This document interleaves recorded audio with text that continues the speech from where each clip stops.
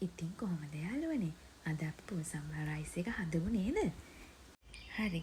අපි එහෙනම් මුලින්ම බලලෙමු මේක හදන්න ඕන දේවල් ටික. මේකෙදි හාල් මැස්ස පිටින් ගන්නෙ නෑ. අපි හාල් මැස්ස පෙඟෙන්න තියලා දෙකට කඩාගෙන හොඳට සුද්ධ කරලා තමයි ගන්න ඕන.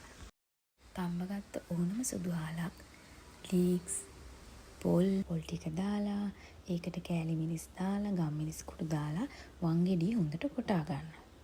දැන් ඒක පැත්තකින් තියාගමු. දැන් අපි රයිස් එක හදාගමු. රත් වෙච්ච පෑන් එකකට බටර් ටිකක් දාලා අර සුද්ධ කරගත්ත හාල් මැස්ස ටික දාලා බෙද ගන්න.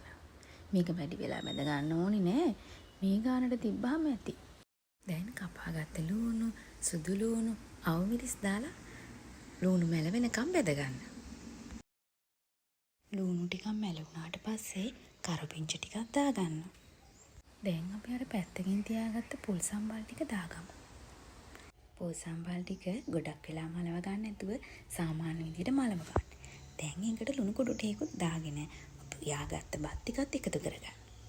මේ වෙලාවේදී ඔයාලට ඕන නම් කොච්චි දාගන්න පුළුවන්.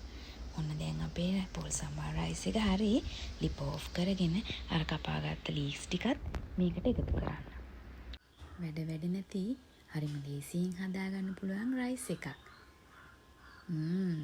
මේක හරිම රහයි.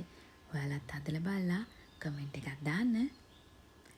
ඉතින් යාළුවනේ මං ආයි මේ වගේ රෙසිපි එකකින් ආයි හමු වෙන්නම්.